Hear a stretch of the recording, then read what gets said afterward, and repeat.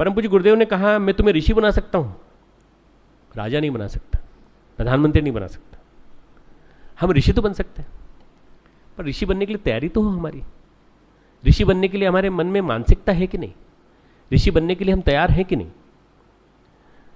आध्यात्मिक मार्ग सबके लिए है, जनक के लिए भी है और अष्टावक्र के लिए भी है, कबीर के लिए भी है और रैदास के लिए भी है, मीरा के लिए भी है और रैदास के लिए भी है, कबीर के लिए भी है और शंकराचार्य के लिए भी है। अब दो विरोधाभास है, जनक और अष्टावक्र। जनक राजा हैं तो अष्टावक्र एक बांस के लोथड़े के रूप में है पर विद्वान। जनक हल चलाते हैं, राजा है, विदेह हैं। शंकराचार्य विद्वान हैं। कबीर मैं कहता आंखन की देखी, मसी कागज छुओ नहीं, मैंने कागज छुआ नहीं, शाही से कभी नहीं लिखा, न कागज पढ़ा मैंने, मैं केवल आंखों की देखी कहता हूँ। मीरा और रैदास, मीरा राजघराने की रानी पर रैदास चर्मकार पर उनके गुरु। सभी के लिए आध्यात्मिक मार्ग है, भेद तो हैं पर ऋषि बना जा सकता है, आत्मवेत्ता बना सकता है। उच्चतर जीवन जीने का मार्ग सबके लिए खुला पड़ा है। एक कदम आगे तो बढ़ा है। भगवान कृष्ण बार बार कह रहे हैं अर्जुन से, एक कदम आगे तो बढ़। एक कदम आगे बढ़ने के लिए क्या कह रहे हैं वो? तस्माद योगाय युज्यस्व, तो योग में प्रवृत्त हो जा। बाद में फिर वो बार बार कहते हैं, एक बात कहते हैं जो हर 10वें 12वें श्लोक में आती है, तुझे युद्ध तो करना ही पड़ेगा, युद्ध तो तुझे करना ही पड़ेगा। भगवान जो उसका कर्म बता रहे हैं, युग धर्म बता रहे हैं, वो युद्ध बता रहे हैं और बार बार ये कह रहे हैं कि बिना युद्ध किए तुझे सदगति नहीं मिलने वाली। प्रत्येक व्यक्ति पात्र है पर एक कदम आगे चलना पड़ेगा। एक राजा का बेटा रूठ गया और ऐसा रूठ गया कि वो आने को तैयार ही नहीं था। प्रधानमंत्री ने कहा कि आपका एकमात्र उत्तराधिकारी वही है, आप एक बार चलिए उसको बुला लाइए।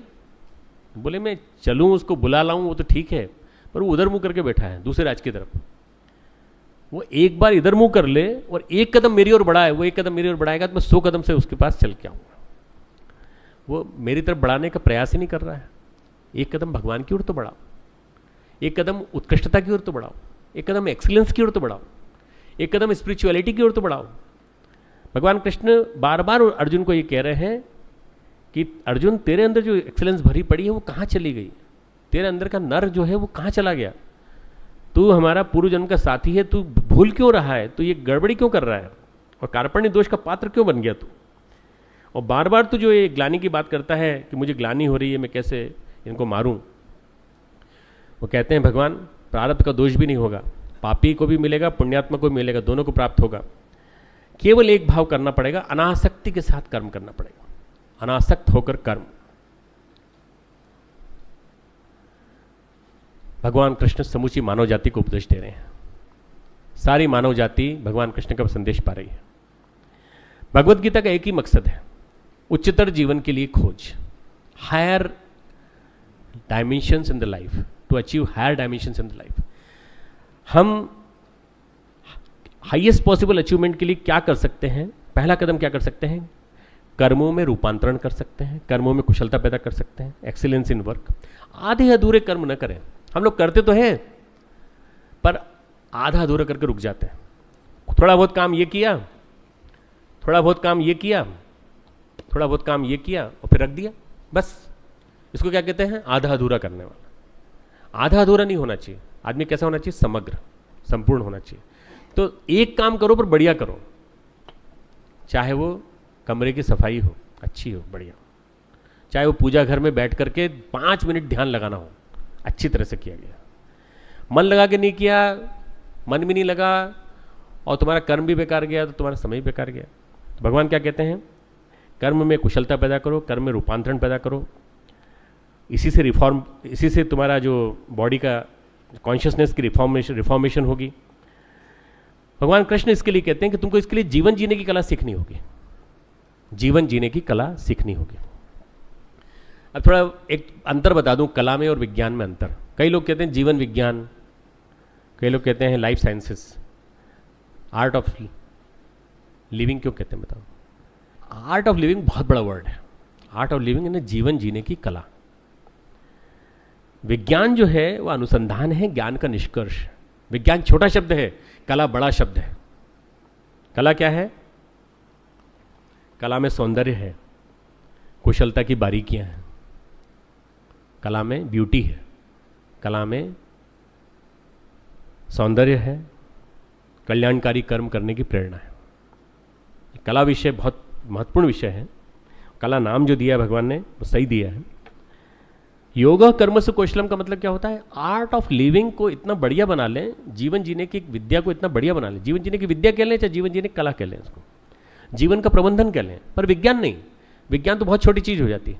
जीवन को कलाकारिता के साथ जीना, कलाकार की तरह से जीना। कलाकार क्या करता है? संवारता है, तुलिका से अपनी ही बनाई हुई कृति को, अपनी ही बनाई हुई पेंटिंग को बार बार देखता है, उसमें कुछ न कुछ संवारता रहता है। एक स्कल्पचर होता है, मूर्तिकार, वो बार बार गढ़ता है, थोड़ी छेनी चलाता है और कहता है इसमें कमी रह गई, इसमें कमी रह गई, इसमें कमी रह गई, वो सुंदर बनाता है। जब तक पूर्णता के सौंदर्य को नहीं प्राप्त हो जाता तब तक वो नहीं रुकता। नहीं, हम कर्मों को कला के रूप में जिए, कलाकार की तरह से जिए और उनके अंदर एक्सीलेंस पैदा करें। एक्सीलेंस में इस तरह से करें कि हमारे जीवन में उस दिखाई पड़ने लगे, सौंदर्य हमारे जीवन में दिखाई पड़ने लगे। हर कर्म का परिणाम दिखाई पड़ता है। आप कर्म को उबे हुए मन से करेंगे तो दिखाई पड़ेगा, आप कर्म को एकाग्र मन से, तल्लीन मन से करेंगे वो दिखाई पड़ेगा। जीवन जीने की कला अर्थात कर्मों को सही ढंग से जीना, कर्मों को एक कलाकार की तरह से जीना और कर्मों को जीते जीते योग की पराकाष्ठा को प्राप्त हो जाना। यहाँ पर एक श्लोक है, 48वां श्लोक, योगस्थः कुरु कर्माणि संगम त्यक्त्वा धनंजय सिद्धि असिद्धयो समो भूत्वा समत्वम योग उच्यते। हे अर्जुन, तो आसक्ति को त्याग कर, सिद्धि और असिद्धि में समान बुद्धि वाला होकर, योग में स्थित होकर कर्तव्य कर्म को कर, समत्व ही योग कहलाता है। समत्व यानी इक्विलिब्रियम, बैलेंस, एक प्रॉपर बैलेंस, सही ढंग से जो कुछ भी कहा जाए उसमें समभाव की स्थिति रहे। दूसरे अध्याय का 7वां श्लोक, कार्पण्य दोषो अपहत स्वभाव प्रच्छामि त्वाम धर्म सम्मूढ़ चेता यश्रेय स्यान निश्चितम ब्रूहि तन्मे शिष्यस्ते हम शादी मामतम प्रभु। जब जब भी मेंटल कन्फ्लिक्ट होता है, जब जब भी द्वंद्व आता है, तो हम क्या करें? हम गुरु की शरण में जाएं, हम मार्गदर्शन लें और गुरु से ये पूछें कि हम क्या करें। हम एक ही बात कहें, हम शिष्य बनकर आपकी शरण में आए हैं और शिष्य बनकर आपकी शरण में आकर हम आपसे कुछ पाना चाहते हैं। बस जिस दिन आपके अंदर का शिष्य भाव जागृत हो जाएगा, उस दिन आपको जो विद्या मिलेगी, वो आपको जो शिक्षा मिलेगी। एक्चुअली ये जो पूरा श्लोक है उसमें दो बातें बहुत महत्वपूर्ण। कायरता रूपी दोष, कायरता किस लिए आई है? मोह के वश होकर, धर्म के विषय में मोहित चित्त, प्रच्छामि त्वाम धर्म सम्मूढ़ चेता। धर्म सम्मूढ़ चेता यानी धर्म के विषय में मोहित चित्त हुआ मैं आपसे पूछता हूँ कि मेरा स्वभाव, मेरे अंदर जो मन है बड़ा चंचल हो गया और मैं बड़ा इस समय मेंटल कन्फ्लिक्ट की स्थिति में जी रहा हूँ। ऐसे में जो भी जरूरी हो मेरे लिए कहिए। एक साइकोथेरेपिस्ट के पास जब एक पेशेंट आता है, जब एक गुरु के पास एक शिष्य आता है, जब एक साधक किसी अपने से ऊंचे साधक के पास जाता है, तो वो क्या पूछता है कि मेरी मानसिक स्थिति को देखिए, स्टडी करिए और उसके बाद मुझे ऊंचा जीवन जीने के लिए मुझे बताइए।